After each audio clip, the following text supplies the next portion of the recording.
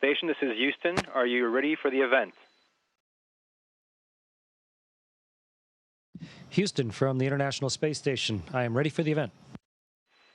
Discovery Canada, this is Mission Control, Houston. Please call station for a voice check. Station, this is Discovery Canada's Daily Planet. How do you hear me? Daily Planet, Dan, I hear you loud and clear. How do you hear me? Wonderfully. It's great to talk to you. The energy level in the studio is through the roof right now. Why? Because Commander Chris Hadfield is here with us from the International Space Station. Chris, it is so wonderful to have you join us from the great beyond. Welcome. Thank you very much. I brought my own planet to Daily Planet today. It's nice to talk with you both. Commander Hadfield, all week we've been asking our viewers to submit their burning questions for you, so let's get right into it. Okay, first, to get things started, we have Andre Dober, a grade 9 student from Vancouver, BC. My question is, why do some astronauts experience motion sickness or headaches when they first reach the ISS? Thank you. Hey, Dan or Zai, can I get you just to repeat the question because it echoed through my speaker here? The question is, why do some people experience motion sickness and others do not? You know, we don't know the answer to that question. It's really difficult to predict. It's sort of like some people can ride in the back of a car and get motion sick, and some don't. Or some people go on a ride at the C&E or the P&E and they get sick, and others don't. And even people in our vomit comet on Earth that get sick, some of them don't get sick in space, and vice versa. So it's something to do with the interaction between the eyes and the balance system in the inner ear, but we really don't have a good predictor, and so we just have to anticipate that it might happen and be ready to deal with the consequences and get it in the bag just in case. So, Chris, have you ever experienced it personally? Have you ever been motion sick up there? Well, when I first get to space, yes, I feel motion sick. When I was a fighter pilot, first learning to fly high-performance airplanes, it made me feel sick. But it's one of the things that your body's just trying to protect you. Your body sees a huge change in how it sees things and feels things, and thinks maybe you've been poisoned because it doesn't understand why you've had all these changes. And so your body tries to protect you. It makes you want to throw up to get rid of whatever might have poisoned you, and it makes you want to lie down so you stop metabolizing whatever that was. So your body's doing its best. And almost everybody feels sick to some degree. But after a day or two, your body says, well, I didn't let him eat anything, and he still feels that way, so that couldn't have been it. And then you feel okay again. So there's nothing wrong with it. It's just a normal human reaction. And being in space, being weightless, is a pretty shocking change to your body. And we get over it. We adapt to it. And after a while, we just feel normal again. Next, we have two very young future astronauts of Canada. Hi, my name is Austin, and this is my brother Dylan. We live in Whitby, Ontario, Canada. Mr. Hatfield, is it any difference to build something in space than on Earth?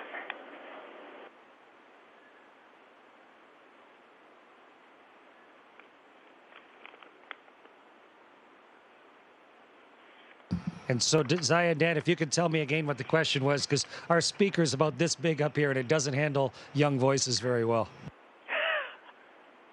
The question was, is it any different to build something in space compared to on Earth? It's really different because for all sorts of different reasons. Where do I start? Let's see. If I get out my tools, let's say I want to build something, and I get out my jackknife. So I've got my jackknife here to try and screw something together or cut something. Well, if I don't carefully put my jackknife somewhere, put it back in my Velcro pocket, when I turn around, my jackknife is going to be gone. So one of the problems is tools. How do you control your tools? Another is what you're building doesn't need to fight gravity.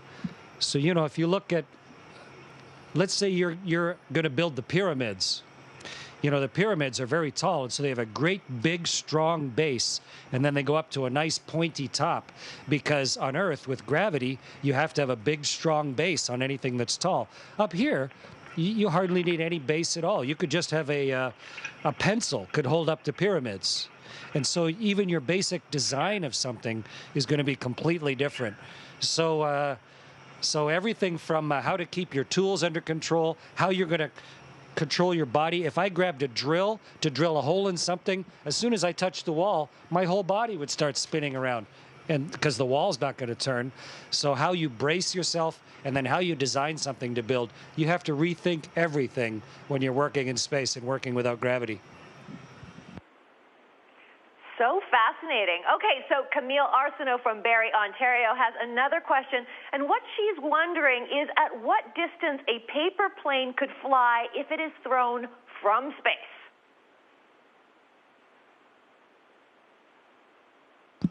Well, let's see. We throw paper airplanes here inside the space station. Here's my, this is a bag of tea.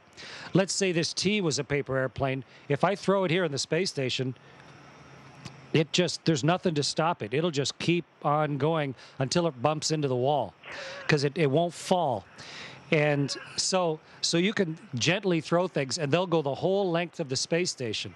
So imagine if you threw them outside the space station, there would be nothing to stop them. And they would become like the moon. They would just go forever. But since we're down so close to the Earth, there's tiny random particles of the atmosphere. We're not completely out of the atmosphere. There's, you know, it tails off to almost nothing, but almost nothing and nothing aren't the same thing. And so there are a few tiny particles of air, just enough to slow your paper airplane down ever so much, so that over time it would start to decay. Its orbit would start to get dragged down into the atmosphere, until eventually your paper airplane would get pulled down into the atmosphere. It'd be going 8 kilometers a second, because that's how fast we're going. And so if you can imagine an airplane, a paper one, going 8 kilometers a second into the atmosphere, the rubbing with the atmosphere would burn it up right away. So it would fly for a long time until eventually it got pulled down to Earth and burned up like a meteorite.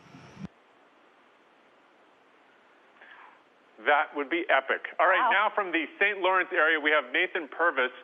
What is the most important experiment on the ISS right now, and why?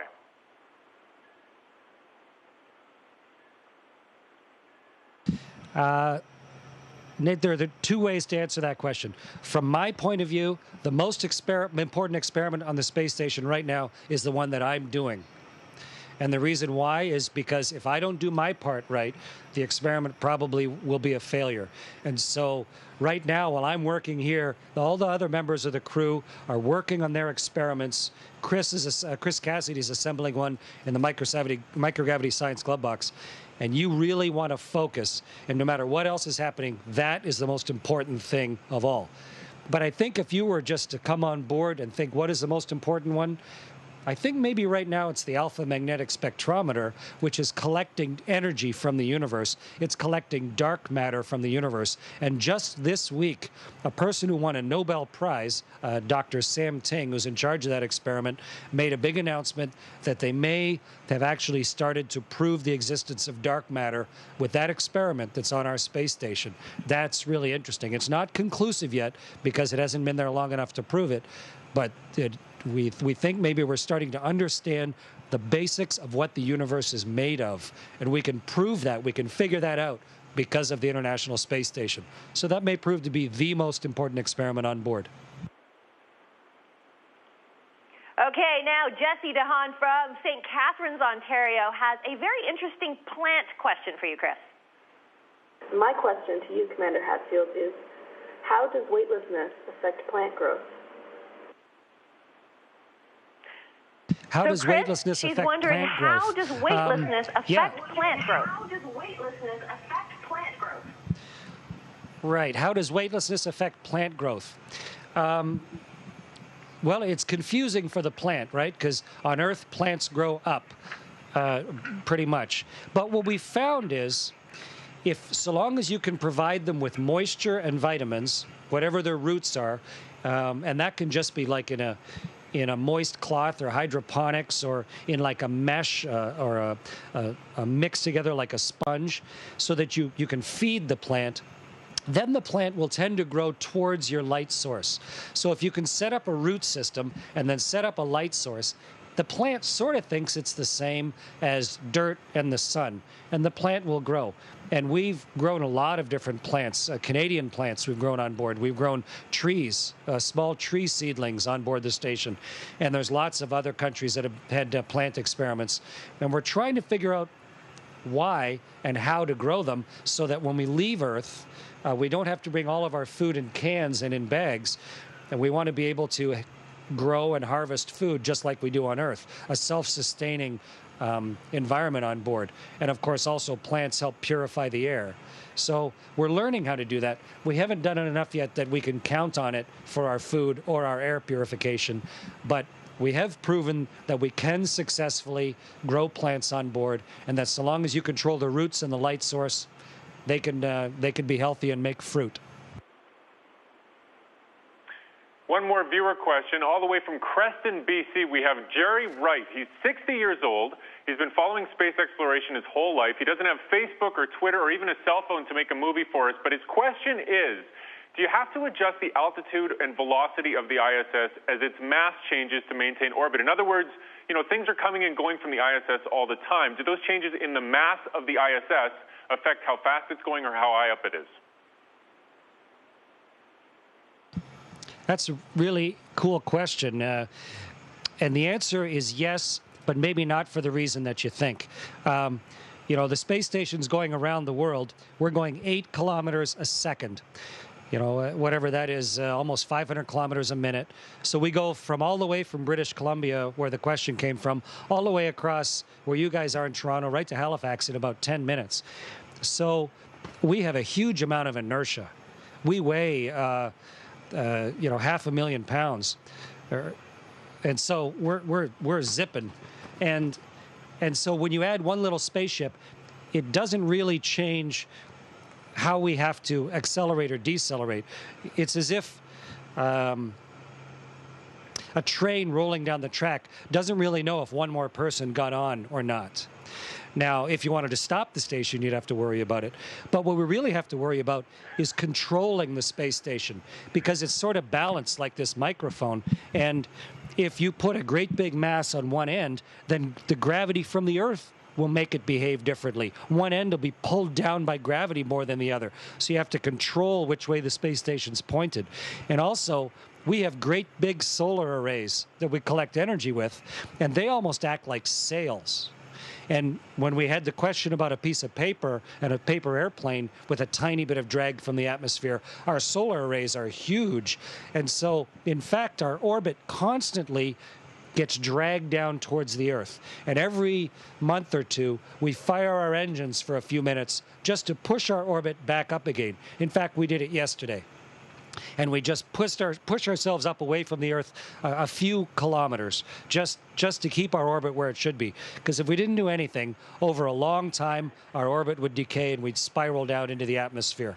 So yes, ships coming and going do affect how we control and steer the spaceship.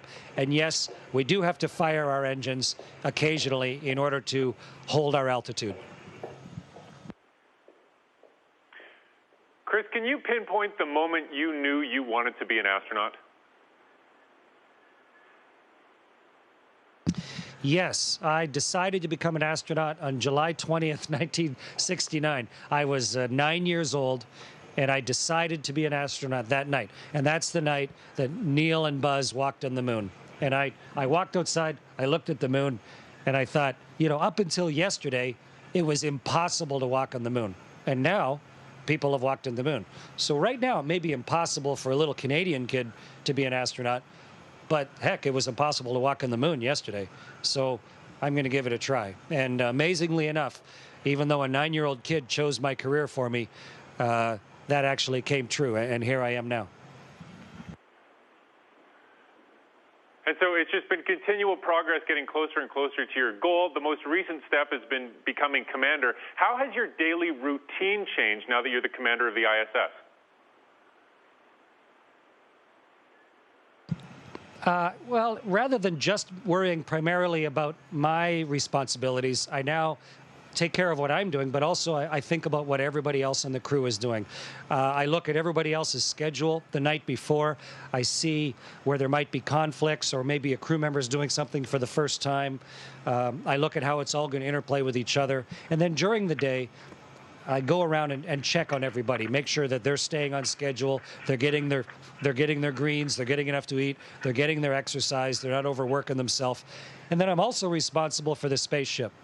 So in the morning, I go around and turn everything on. I open up the shutters on the windows, get everything working. And then at nighttime, I'm responsible for going around and putting the space station to bed, making sure everything's how it should be, and that the shutters are closed to protect the glass of the windows, and all the lights are off that should be. And an hour ago, we had an alarm ring on the space station. One of our warning alarms came on. It said we had oxygen levels were low. So we worked it, and me as the commander had to sort it out, and it's just one of the sensors went bad. But it's more like instead of just being a team member, I'm a team member, and I'm also responsible for the whole team. How do you want to be remembered after this mission's complete? What is your mark on the space program?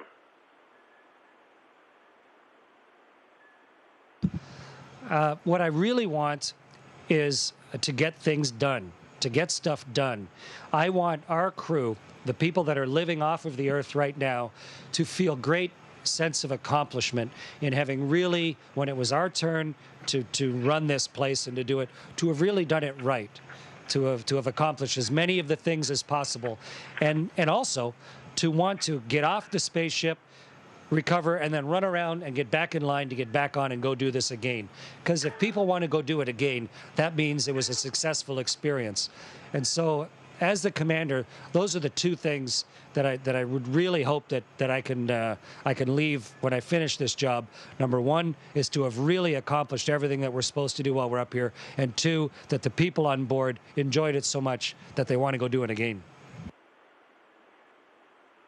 Chris, you're making Canada very, very proud, and you're making Earth proud. Thanks for your hard work up there, and good luck to you.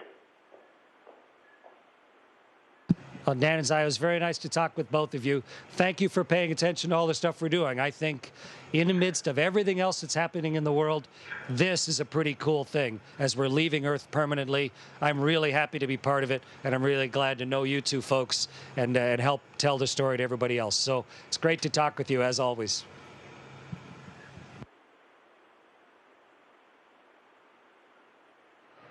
Station, this is Houston ACR. Thank you. That concludes the event. And thank you, Discovery Canada. Station, we're now resuming operational audio communications.